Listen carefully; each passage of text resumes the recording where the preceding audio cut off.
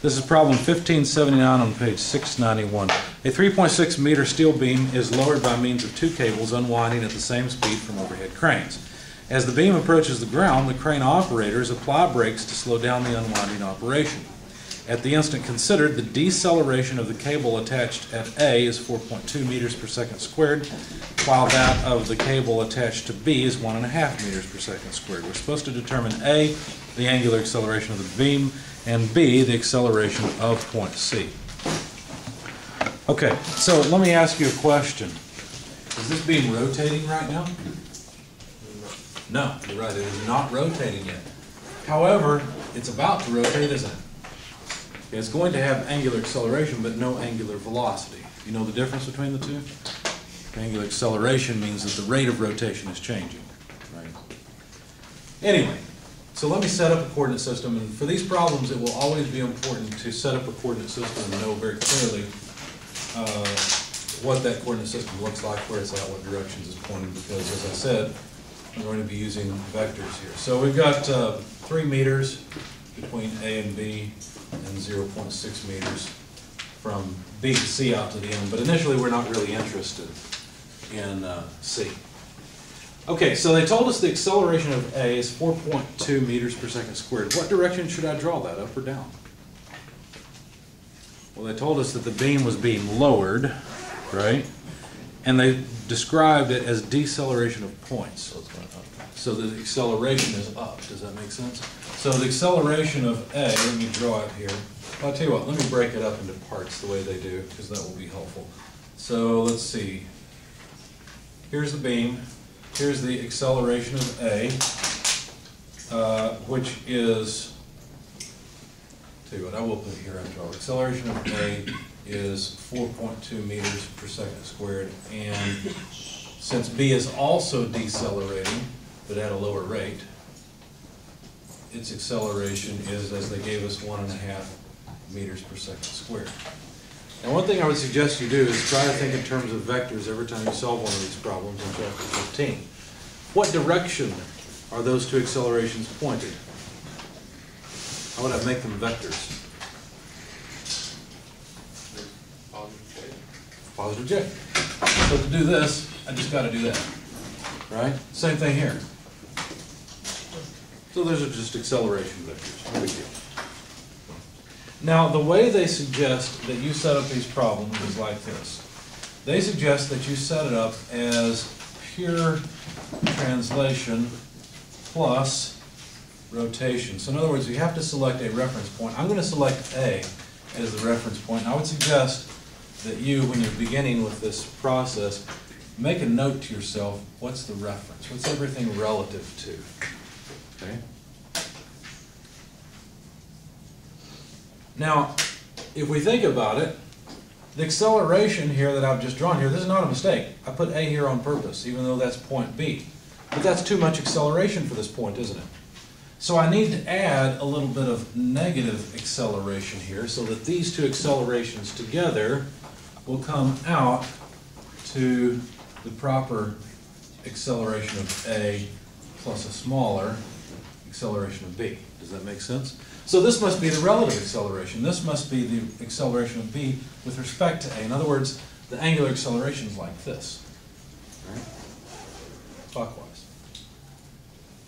Because basically what I've written here graphically is that the acceleration of B, let's see, oh, they're loud. That'll probably even be on the video. Anyway, the acceleration of B is equal to the acceleration of A plus something to make them the same. Plus the acceleration of B with respect to A. So this piece is this piece is this, and this piece is this. I guess I should have written it this way. The acceleration of B equals the acceleration of B with respect to A plus the acceleration of A. See how that works? Each one of these goes with their own figure. Okay. So all I'm really doing is I'm saying the same thing with an equation and with a graphic here. Okay. Now, we know the acceleration of A and we know the acceleration of B, so the only unknown is the acceleration of B with respect to A. So we could solve for it. The acceleration of B with respect to A is equal to the acceleration of A minus the acceleration of B. But that's pretty easy. I'm not going to plug in the units or anything. It's not that. You know what? I think I messed up. Yeah, I should have pulled this to the other side, right? Should be negative acceleration at B. Yeah. Math in the morning. Now, the acceleration of B is 1.5 minus the acceleration of A, 4.2. Now, I'm not going to write the J or the meters per second squared or whatever we're in. I'm not worried about that right now. I'm just trying to get the number. I'll write it at the end. It's negative 2.7 J meters per second squared. Does that make sense? Bless you. Now, I can't just add these two like this if they're in different directions, but these two happen to be in the same direction, so I just went through it quickly. I knew I just needed to take the difference between those two. So there's the relative acceleration, and in fact it's negative, which makes perfect sense. It should be against the coordinate. Okay. Now, here's the thing. This is the key to their method. The distance between these 2 points cannot change. It can't. They're rigid, these are rigid bodies. Since the distance between these 2 points can't change, then this point can only have tangential acceleration and normal acceleration. And the normal acceleration can only come from rotation, and the tangential acceleration can only come from angular acceleration. That's the whole key to this thing. Okay? And it's because this distance can't change that that's the case. Okay? So basically what we're doing is we're pretending that this is a point moving, so we can use the point analysis that we've developed so far, but it's in the context of a rigid body. Okay? So that's the key. Now this piece is zero for us. Right? There is no normal acceleration because there's no angular rotation, but this piece is not. In fact, all of the acceleration of B with respect to A is due to the angular acceleration. So what we can write here is that this is equal to, and let me do it very carefully. Let's make it a cross product of vectors, which is actually the correct way to do this. Okay? Instead of just saying alpha r.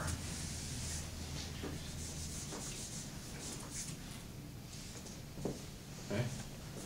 And the reason I'm doing this is because you need to be able to deal with cross products. You need to be able to think that through.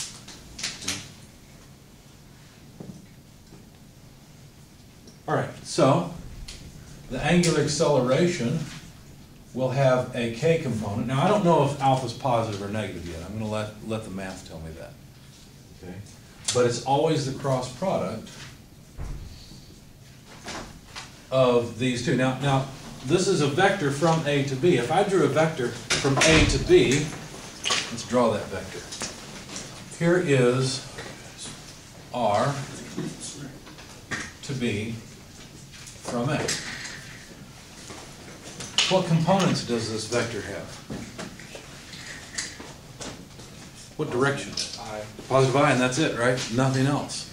So, I'll just put an I bar here. Now, the cross product, the way it works, you just multiply the scalar components of the vector, right? But then you take the cross product by the right-hand rule, okay? So, which direction does K point?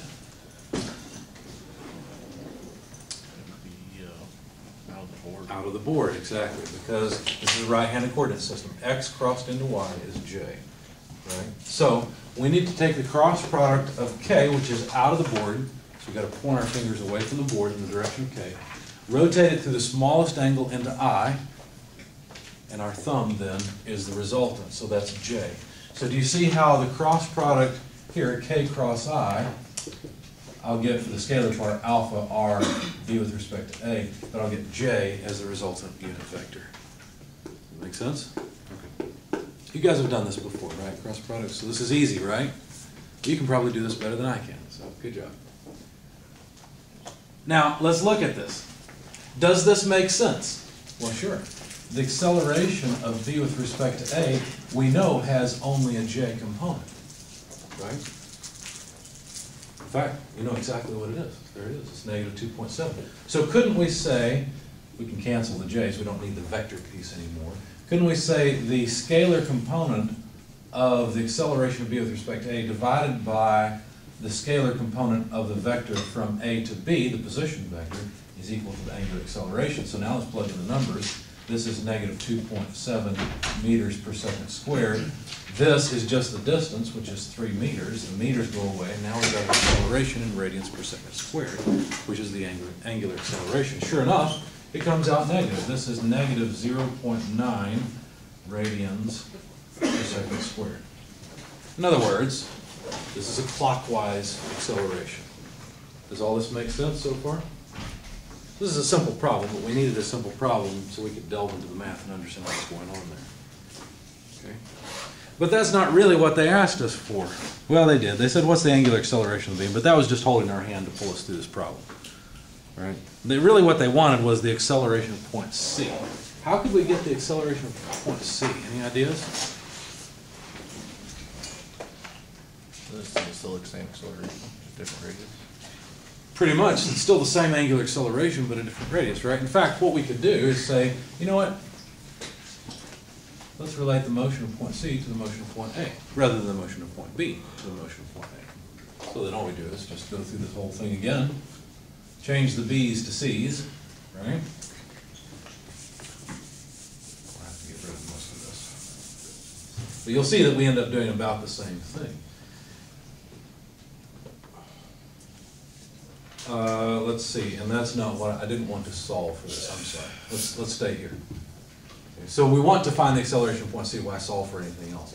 Okay, so the acceleration of point A, well, we already know that. That's easy. So let's just leave it here until we want to plug in numbers. That's negative 2.7. What are we in? Meters per second squared, right? So that's not a big deal. No, I'm sorry. It's 4.2. What am I thinking? I was thinking of the relative acceleration. I'm sorry. I messed up. So 4.2 is what's going to go in here. But how about this acceleration? What would it be? Well, point C is over here, right? That's where point C is located. And again, the beam is not rotating, right? So there is no normal acceleration. We don't have to worry about that. There's no omega squared r to consider. There's only alpha r, right? So this piece here, this acceleration of C with respect to A, is simply alpha r to C from A. What direction would it be? Oh, we got to go a little more slowly than this, right? We have to be a little more careful. So let's. Okay, so let's go slowly and consider what this would be. But you can get confused here really easily. Really, we have to take a cross product. This is alpha cross RC with respect to A. Okay. We'll do the same thing we did before, acceleration of A plus alpha K cross R from C to A, but that's in the I direction. It's going to end up the same as it did before because C is on the same side as B. Okay. So acceleration of A plus alpha R C with respect to A. K cross I is still J. And so now as long as we're being consistent, we plug in numbers consistently, we should be fine. So let's see, we'd have 4.2 meters per second squared J. Alpha is, plus. Alpha is negative 0.9, not meters, radians per second squared. Okay. R from C to A is just 3.6 meters. And we still have our J component, right? So we can't say whether it's positive or negative. We have to do the math. Obviously, it's going to come out positive, right? Because this is less than 1, 3.6 is less than 4.2. So when you said that it was up, you're right. It is up. Anyway, the number comes out to 0.96 meters per second squared in the J direction. There's our acceleration for point C. Notice that the acceleration of point C is less than the acceleration of point B. Could you find a point even out further if the beam were extended where the acceleration was 0? Yes. That would be the center of the acceleration. Okay, questions, comments? Does this seem complicated? So if you move to the left of A, to the left of A, just would be negative meters. No, if you move to the left of A, the acceleration would be even higher. Because notice what's happening here essentially is that the acceleration is decreasing as we're moving So along. would you, in the equation, would you put the distance from A as a negative number? That's where this cross product, that's a good question, that's where this cross product comes in, because notice so far I've plugged in a positive number for 3.6 because everything's to the right. If it's to the left of A, then I have to plug in a negative number, right? Because then the vector, the position vector, just like this one, would be pointing in the negative coordinate direction. That's why this cross product is so important, that you go through that and step through it carefully in detail. Then the two negative numbers will give you a number higher than 4.2 when you add them together. Exactly. As long as it's not a dot product. What's wrong with dot products? Now, I always thought dot products were easier. Because you just do the slanted. I don't know that. I think of it as components, just multiplying Is that components cross together. product where you do the slant? I don't remember. You take the You write them determinant of the above each other and matrix. then you write the slant Yeah. across at a 45-degree angle. I don't think I was taught that method. There's that dot. Questions, comments? I learned, I remember